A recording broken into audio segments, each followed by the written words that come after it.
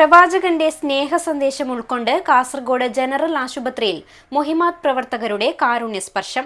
നബിദിനാഘോഷത്തിന്റെ ഭാഗമായി ആശുപത്രിയിലെ രോഗികൾക്കും ജീവനക്കാർക്കുമായി ഫ്രൂട്ട്സ് കിറ്റുകൾ വിതരണം ചെയ്തു. ന്യൂ ജനറേഷനുകൾക്കിനി ന്യൂജൻ കോഴ്സുകൾ പഠിക്കാം. ശ്രീശങ്കരാചാര്യയിലൂടെ അഭിരുചിക്കനുസരിച്ച് തിരഞ്ഞെടുക്കുവാൻ നിരവധി കോഴ്സുകൾ, AI ഇന്റഗ്രേറ്റഡ് ടൂളുകൾ ഉൾപ്പെടുത്തിയുള്ള ക്ലാസുകൾ, കേരള സർക്കാർ അംഗീകൃത സർട്ടിഫിക്കറ്റുകൾ. Sri Shankaracharya computer centre, Uppala, Kasaragod, Nileshwaram, Kanhangad.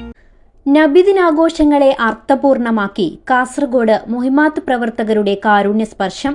General ആശുപത്രിയിലെ 300-ലേറെ വരുന്ന രോഗികൾക്കും കൂട്ടിരിപ്പുകാർക്കും ജീവനക്കാർക്കും ഫ്രൂട്ട്സ് കിറ്റുകൾ വിതരണം ചെയ്താണ് ഇവർ പ്രവാചകന്റെ സ്നേഹ സന്ദേശം കൈമാറിയത്.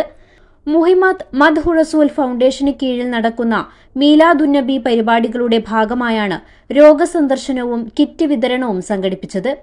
വിശന്നവർക്ക് ഭക്ഷണം നൽകുക, അതുപോലെ രോഗികളെ പരിചരിക്കുക, രോഗസന്ദർശനം നടത്തുക എന്നത് ഏറ്റവും ഉദാത്തമായ മാതൃകയായി പഠിപ്പിച്ച പ്രവാചകരുടെ ആ ഒരു ചര്യയെ അനുധാവനം ചെയ്തുകൊണ്ട് കാസർഗോഡ് ജനറൽ ആശുപത്രിയിലെ രോഗികൾക്കും കൂട്ടിരിപ്പുകാർക്കും നബിദിനത്തിൻ്റെ സ്നേഹ സന്ദേശം കൈമാറിക്കൊണ്ട് പുത്തിക മുഹിമാത്തുൽ മുസ്ലിമീൻ എഡ്യൂക്കേഷൻ സെൻ്ററിൻ്റെ കീഴിൽ എല്ലാ രോഗികൾക്കും കൂട്ടിരിപ്പുകാർക്കുമുള്ള ഒരു കാരുണ്യസ്പർശം സ്നേഹ കിറ്റ് അത് വിതരണം ചെയ്യുന്നതിന് വേണ്ടിയാണ് ഞങ്ങളിവിടെ എത്തിച്ചേർന്നിരിക്കുന്നത്. 500ഓളം വരുന്ന രോഗികൾക്കും കൂട്ടിരിപ്പുകാർക്കുമുള്ള സ്നേഹ കിറ്റ് അത് നമ്മൾ വിതരണം ചെയ്തു കഴിഞ്ഞു. കഴിഞ്ഞ 10 വർഷത്തിലേറെയായി ജനറൽ ആശുപത്രിയിൽ മികച്ച സേവനങ്ങളാണ് മുഹിമാത്ത് നടത്തിവരുന്നത്.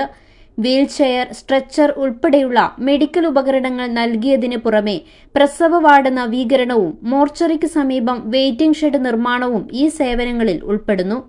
ആശുപത്രി അങ്കണത്തിൽ നടന്ന പരിപാടി കേരള മുസ്ലിം ജമാഅത്ത് സംസ്ഥാന ഉപാധ്യക്ഷൻ BS അബ്ദുല്ലക്കുഞ്ഞി ഫൈസി ഉദ്ഘാടനം ചെയ്തു. ട്രഷറർ ഹാജി അമീർ അലി ചൂരി അധ്യക്ഷനായിരുന്നു. Senior doctor Janardhan Naik, doctor Nikhil, nursing superintendent Nirma എന്നിവർ സംസാരിച്ചു.